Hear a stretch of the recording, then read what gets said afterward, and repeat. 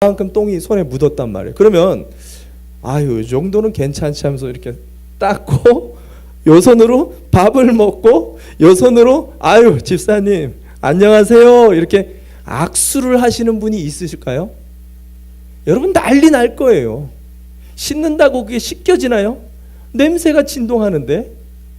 여러분, 죄가 이렇다라는 거예요. 죄라는 것은요, 큰 죄, 작은 죄가 없다 그랬어요. 제가 지난번에도 비유를 드렸죠. 물컵이 있습니다. 잉크를 잔뜩 부은 물컵이나 잉크를 한 방울 떨어뜨린 물컵이나 똑같이 이 물은 먹을 수 없는 물이라는 거예요. 성경에서 죄는요, 똑같아요. 하나님이 우리에게 말씀하시는 이 죄는 바울이 로마서에 뭐라고 이야기하는지 들어보세요. 로마서 8장 13절 말씀입니다. 로마서 8장 13절 제가 읽어드리겠습니다. 너희가 육신대로 살면 반드시 죽을 것이로되 영으로서 몸의 행실을 죽이면 살리리. 바울은요, 딱 두 가지밖에 없다라고 얘기해요. 육신대로 사는 사람과 영으로 사는 사람. 근데 육신대로, 내가 죄의 법 아래로 자꾸만 육신의 소욕대로 움직이고, 내가 구원을 받았음에도 구원받지 못한 사람처럼 나만 이렇게 몰래 죄를 감춰놓고 자꾸만 반복적인 죄를 짓다 보면은요, 어떻게 된다고요? 반드시 죽을 거라고 얘기했어요. must be. 다른 선택의 여지가 없어요. 무서운 말씀이에요. 대부분 신자들은요, 절대로 큰 죄에 무너지지 않습니다. 아주 미세하고 남도 모르고 나도 알지 못하는. 태초에 하와가요, 엄청난 살인죄를 진 게 아니에요. 그 수많은 나무들 중에 딱 하나, 그것도 선악과, 그 작은 나무 여러 개 따먹은 것도 아니에요. 그 중에 딱 한 입 아삭, 그거 하나 먹은 것이 죄의 시작점이 됐다는 것을 우리는 간과해서는 안 된다는 사실입니다. 그렇다면 죄의 문제를 어떻게 해결해야 되는가? 8절 후반에 뭐라고 얘기하는지 들어보세요. 8절 후반에 두 마음을 품은 사람들이요, 마음을 순결하게 하십시오. 사실 미세하게 작은 죄들, 우리가 넘어갈 만한 수많은 죄악들은요, 대부분 내 마음 안에서 일어납니다. 시기와 미움과 질투, 수많은 거짓말과, 사람 앞에서는 웃고 있지만 그 사람에 대한 미움이 가득한 마음을 품고 살아가면서도 전혀 이게 무슨 죄인데, 왜? 남은 모르기 때문에, 나만 알고 있기 때문에. 그러나 내 마음의 중심을 꿰뚫어 보시는 하나님은요, 분명하게 그것이 죄라고 우리 가운데 성경을 통해서 수없이 지적하고 있다라는 거예요. 저는 두 번째로 이 야고보의 결단을 오늘 이 마지막 날 우리의 결단으로 받아들였으면 좋겠어요. 신년에 들어가면서요, 우리가 하나님 앞에 더 가까이 나가기 위해, 더욱 거룩한 존재가 되기 위해 다른 어떤 죄악들보다도 내 마음에 들어가는 아주 미세한 죄악이라도 하나님 앞에 다 내려놓고 더 주님 앞으로 우리의 거룩한 우리의 손들을 깨끗하게 씻기를 결단하는 오늘 이 시간이 되시기를 주님의 이름으로 축원합니다. 아멘. 마지막 세 번째, 야고보는 시대를 분별하였는가 라고 질문합니다. 시대를 분별하였는가? 9절 말씀 보겠습니다. 9절 같이 한번 읽어봅시다. 9절 말씀입니다. 시작. 여러분은 괴로워하십시오. 슬퍼하십시오. 우십시오. 여러분의 웃음을 슬픔으로 바꾸십시오. 기쁨을 근심으로 바꾸십시오. 야고보가 계속해서 아주 우울한 말만 합니다. 왜 세 번째 이런 표현을 했는가? 날마다 이렇게 징징대라 라고 얘기를 하는 걸 같이 느껴지는데 그런 표현이 아니에요. 원어 표현을 보면은요, 한 단어 한 단어가 의미가 있어요. 괴로워하십시오 라고 이 표현했던 것은 시대적인 비애, 지금 이 시대가 얼마나 어렵고 힘든지를 슬퍼하라라고 이야기를 하는 것입니다. 두 번째, 슬퍼하고 울으라 라고 선포하는 이 단어는요, 회개를 하라는 거예요. 내 마음을 돌이켜야 된다라는 거예요. 지금은 내가 가던 길을 돌이켜야 될 시대라는 것을 경고하고 있어요. 그리고 웃음을 슬픔으로 바꾸십시오. 이것은 긴장감을 가지라는 거예요. 내가 희희낙낙거릴 때가 아니다라는 거예요. 지금 긴장하고 내가 지금 상황 속에서 어떻게 해야 될지 분별하라는 것을 경고하고 있는 거예요. 마지막으로 기쁨을 근심으로 바꾸십시오.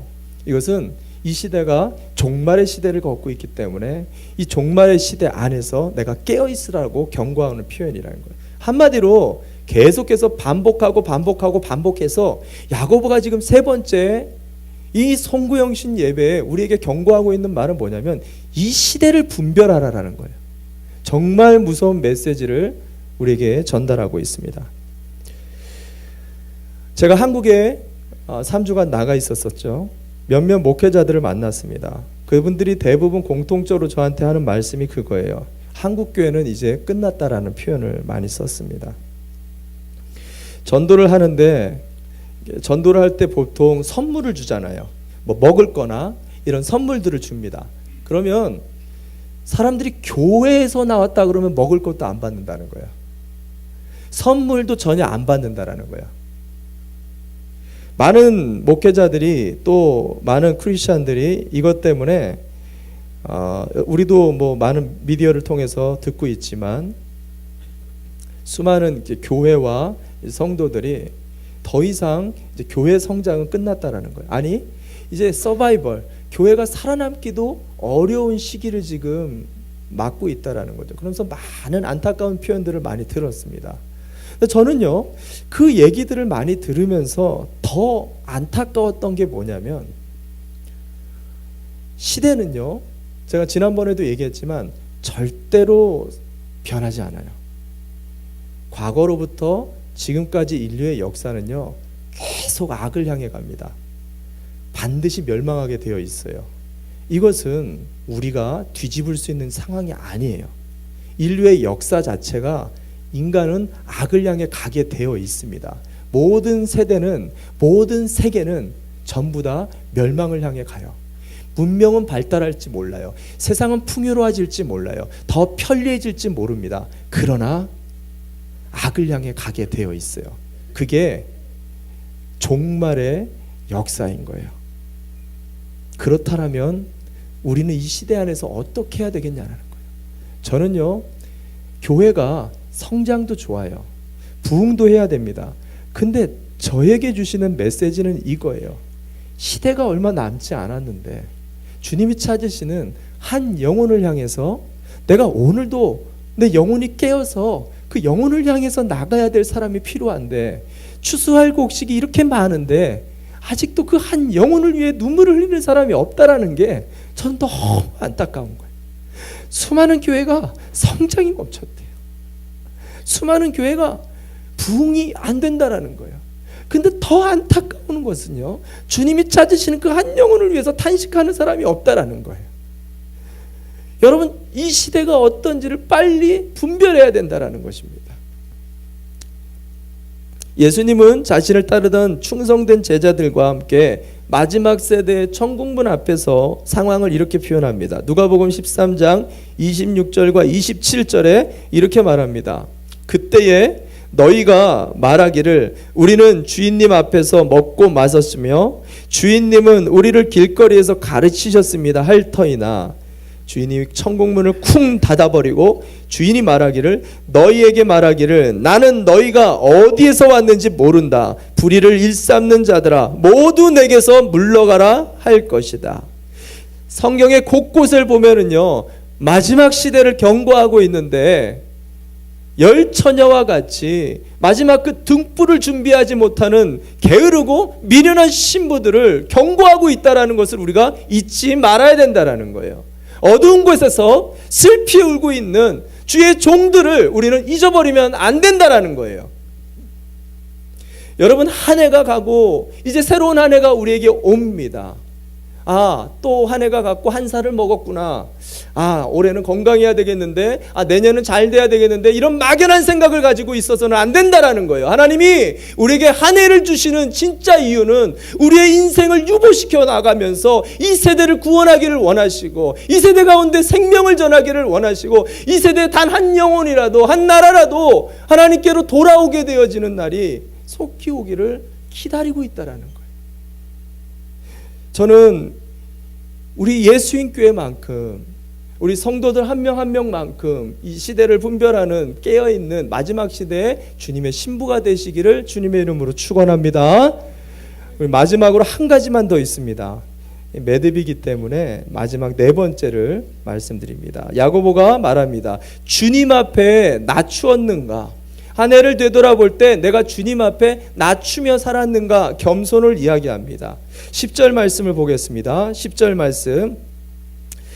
주님 앞에서 자신을 낮추십시오. 그리하면 주님께서 여러분을 높여주실 것입니다. 저는 2019년도 우리 예수인들 모든 성도들, 우리 아이들, 또 우리 모든 노년에 이르기까지 하나님께서 반드시 여러분들을 높이실 거라고 저는 믿습니다. 여러분 믿으십니까? 근데 야고보는 그 전에 한 가지 전제를 집어넣어요. 하나님이 여러분을 높이시길 원하십니까? 그러면 하나님 앞에 낮추시기 바랍니다. 오늘 그 얘기를 하는 거예요. 여러분 정말 겸손이 뭔지 아세요? 겸손은 사람 앞에 내가 낮아지는 게 아니에요. 주님 앞에서 나를 낮추시는 게 성경이 말하는 겸손입니다. 간혹 이런 분들이 있어요. 목사님, 저런 인간을 가지고 내가 저런 인간한테 얼마나 더 섬겨야 됩니까? 목사님, 이 못된 배우자를 어떻게 제가 용납합니까? 목사님, 어떻게 이런 말 안 듣는 애들을 더욱더 사랑하고 섬겨야 됩니까? 이렇게 사람 앞에 자꾸 낮아지는 것에 대해 고통스러워하고 힘들어하는 사람들이 많습니다. 저도 힘들어요. 여러분들도 힘들 거라고 생각합니다. 근데 오늘 야고보가 무슨 말을 하는 거냐면, 그렇게 낮아지기 힘든 관계 속에 주님을 모시라는 거예요. 그 관계 속에 주님을 데리고 와야 된다는 거예요. 그때 우린 낮아질 수 있는 거예요. 예를 들어 설명해 보겠습니다. 남편이 정말 죽을 죄를 졌어요. 정말 잘못했습니다. 막 화가 나는 그 순간에 주님을 옆에 탁 모셔보라는 거예요. 화가 여기까지 치고 올라왔더라도 쉽게 화를 내기가 힘들어요. 왜? 주님이 보고 있으니까. 주님이 보는 그 순간, 주님과 시선이 맞춰지는 그 순간, 내가 옛날에 남편은 알지 못하지만 내가 옛날 주님만 아시는 남편 앞에 잘못했었던 수많은 과오들이 싹 주마등처럼 지나갈 거라는 거예요. 그 주님 앞에서 내가 함부로 말할 수 있겠냐라는 거죠. 내가 자녀들을 훈계할 때 옆에 주님을 모시고 이야기해 보시기 바랍니다. 내가 얼마나 큰 소리를 칠 수 있겠어요? 주님이 계시는데. 저는 이걸 한번 실험해 봤어요. 그랬더니 주님이 그러더라고요. 너나 잘해. 너나 잘해. 주님이 이렇게 말씀을 하시는 것 같더라고요. 그러니까 한마디도 못하겠다라는 거예요. 여러분 직장 동료들을 면박 주고 꾸지람을 줄 때 옆에 주님을 한번 모시고 해보라는 거예요.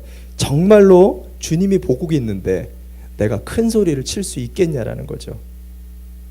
주님이 보시는데 특별히 잘못한 것들에 대해서 야단을 치지 말라라는 게 아니에요. 주님이 내 앞에 계시다라고 코람데오의 마음을 가질 때 우리가 똑같은 야단을 치더라도 주님의 방법으로 지혜롭게 가장 선하게 그 관계들을 풀어나갈 수 있도록 주님이 인도해 주실 거라는 거지요. 여러분 정말 중요한 것은요, 항상 내 앞에 주님을 모시고 주님을 의식하고 주님을 인식하면서 살아나가는 코람데오의 삶이 신년에 우리 가운데 필요하다라는 것입니다. 그렇게 되어질 때 예수님께서 우리의 모든 관계를 다 풀어주실 거라고 저는 믿습니다. 그렇게 되어질 때 여러분이 아무리 밑바닥까지 추락하고 사람들의 모멸을 당한다 할지라도 수치를 당한다 할지라도 주님은요 여러분을 반드시 높여주시고 일으켜주시고 여러분의 길을 살려주실 주님이신 것을 여러분 믿으시기를 바랍니다. 할렐루야.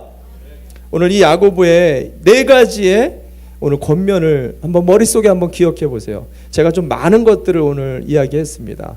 매듭을 지으려고 하다 보니까 참 많은 것을 이야기했는데 많은 것들 네 가지를 이야기했어요. 혹시 기억나시는지 모르겠어요. 첫 번째 뭐라 그랬죠? 하나님을 내가 가까이 해야 된다는 거예요. 정말 신년에 하나님이 여러분들에게 가장 가깝게 다가오길 바랍니다. 그러려면 여러분이 하나님을 가까이 하시기를 바랍니다. 두 번째, 죄의 손을 씻어야 된다라는 거. 아주 특별히 작은 것들, 내가 자꾸만 넘어가는 내 마음 안에서의 갈등들을 절대로 포기하지 마시라는 거예요. 세 번째 뭐라 그랬죠? 뭐라고요? 시대를 분별하라.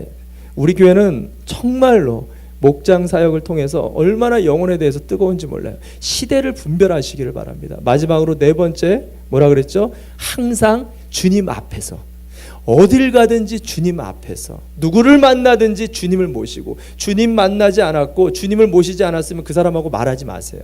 그게 오히려 지혜로운 거예요. 언제든 어디서든 주님을 모시고 이야기하고 주님과 함께 동행을 하시는 2019년 정말로 주님이 높이시고 주님이 여러분의 지경을 넓히시는 그 축복과 은혜를 경험하는 2019년 한 해가 되시기를 주님의 이름으로 축원합니다. 아멘. 우리 함께 기도합시다. 말씀 붙잡고 함께 좀 잠깐만 기도했으면 좋겠어요. 네 가지를 좀 붙들고 어제 송년 주일 말씀처럼 하나님은 우리를 지키시고 보호하시고 돌봐주시고 여전히 인도하십니다. 근데 정말로 주님을 가까이 하셔야 돼요. 저는 다른 거 다 잊어버리셔도 좋겠습니다. 그러나 정말 주님을 가까이 하면 이 모든 것들이 다 해결이 돼요. 정말 주님을 사모합니다. 주님께로 더 가까이 나가고 싶습니다.